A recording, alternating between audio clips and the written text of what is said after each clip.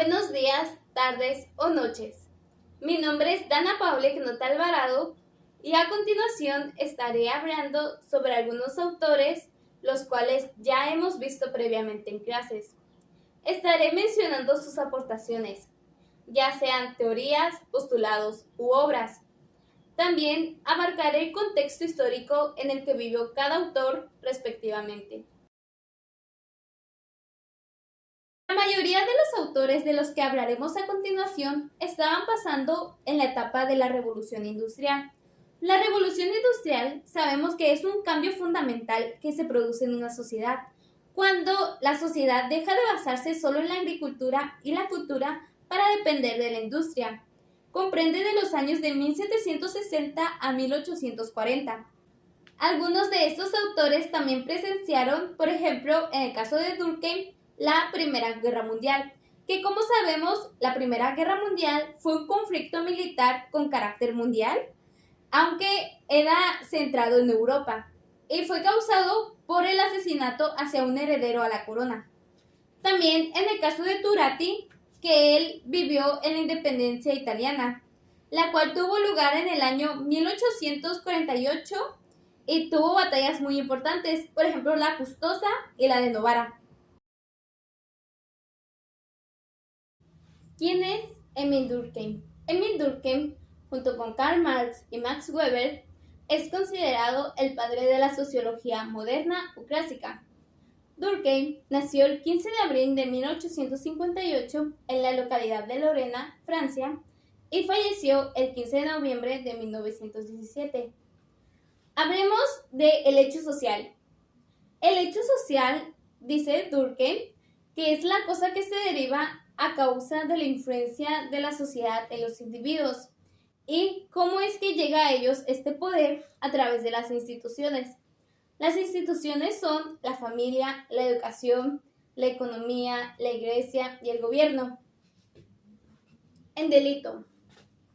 En delito dice Durkheim que es necesario, ya que es un estímulo para la búsqueda de los males, sus causas y sus remedios. Pasemos a la anomia.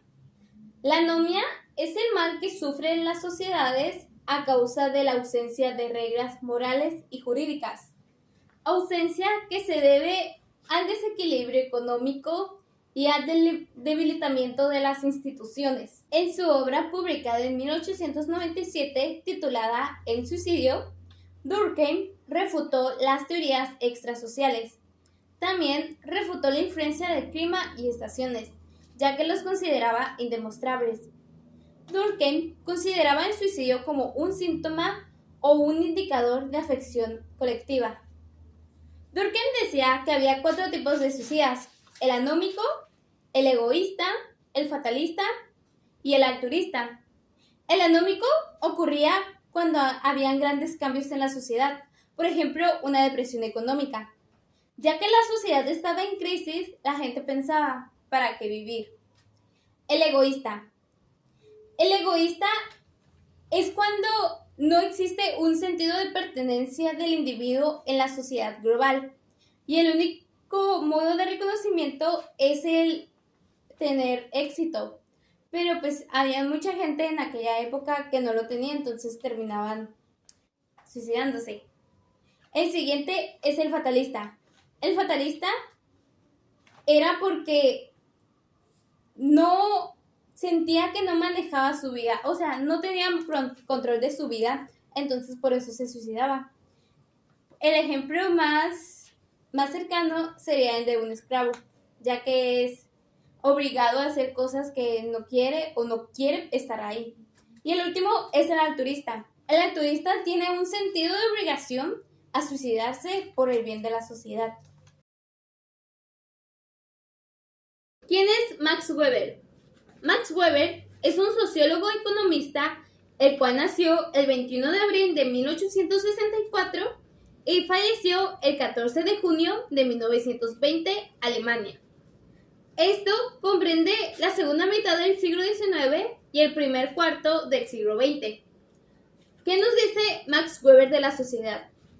Nos dice que la sociedad se estudia analizando al individuo, ya que El individuo es el único portador de sentido en el mundo y que el único que tiene un comportamiento provisto de sentido. Decía que la sociedad no era nada sin el individuo y por ello utilizaba un método estadístico y cuantitativo para analizarlos. La dominación. Dice que el Estado no debe ejercer poder, sino dominación a los individuos. Por ello, Marx usaba 3 formas diferentes de dominación. La forma tradicional. Esta forma se acata en virtud a una dignidad santificada por una tradición sancionada tras generación, o sea, costumbre. Luego tenemos la forma racional, la cual es el ejercicio de la autoridad mediante el acatamiento de las leyes previamente ya establecidas y aceptadas por la sociedad, o sea, la forma legal. Por último, tenemos la forma carismática, la cual supone un proceso de comunicación de carácter emotivo. El cuadro administrativo de los imperantes carismáticos no es ninguna burocracia, y menos que nada una burocracia profesional. ¿Quién es Herbert Spencer?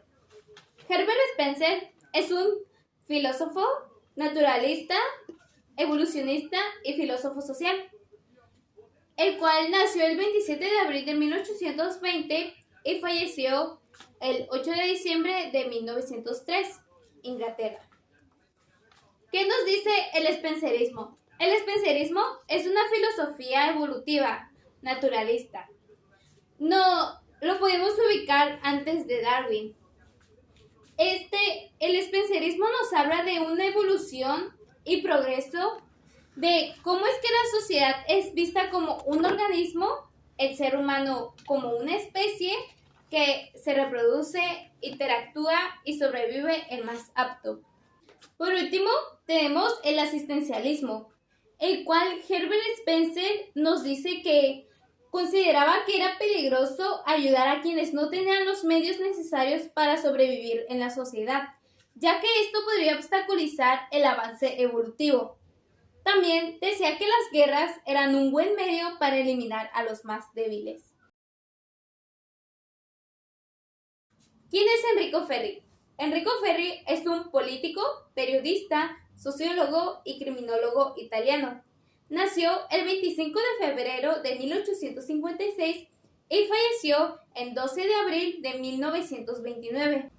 Según Enrico Ferri, la sociología criminal es una ciencia de observación positiva que, fundamentándose con la antropología, la psicología, en derecho penal, la estadística criminal y los estudios penitenciarios, llega a ser una ciencia sintética de los delitos y las penas. Enrico Ferri formó parte de la escuela positiva, siendo el segundo alumno más importante. Fue alumno de César Lombroso y Francisco Carrara.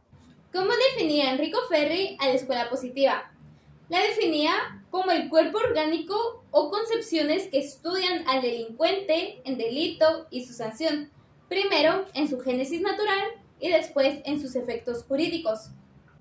El libre albedrío es la capacidad que tiene el ser humano para tomar decisiones en lo que consideramos correcto o incorrecto. Enrico Ferri niega la existencia del libre albedrío. Un ejemplo de la negación del libre albedrío es el estrés postraumático, de acuerdo a Ferri. Existen 3 formas de delitos, los cuales son los antropológicos. Es una constitución orgánica, psíquica y son características personales. El factor físico o cosmotelúrico. Estos son el clima, la naturaleza o las estaciones del año. Y por último, los sociales, las cuales son las características de la población, la migración, las leyes, la familia, las costumbres, etc. La desviación es el marco de normas que nos establece que es un comportamiento normal, y todo lo que salga de esas reglas ya establecidas será considerado como un comportamiento desviado. La resistencia defectuosa, impulsividad desbalanceada, determinismo, no puede evadirse de las leyes universales.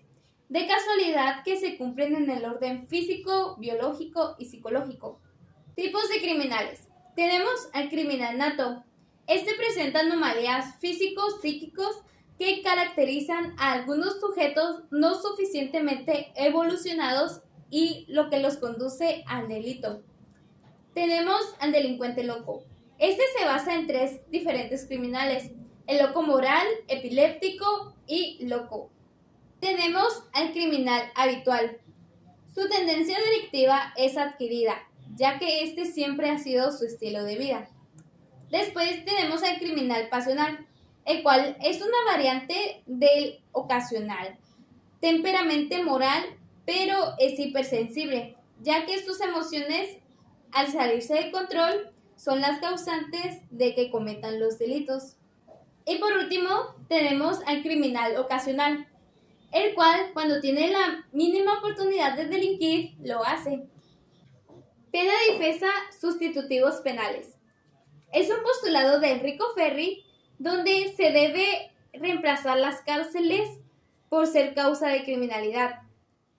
Los sustitutivos penales serían medidas de orden, ya sean económicas, políticas, administrativas y legislativas, educativas, familiares, científicas y religiosas que buscan atenuar las causas de la delincuencia.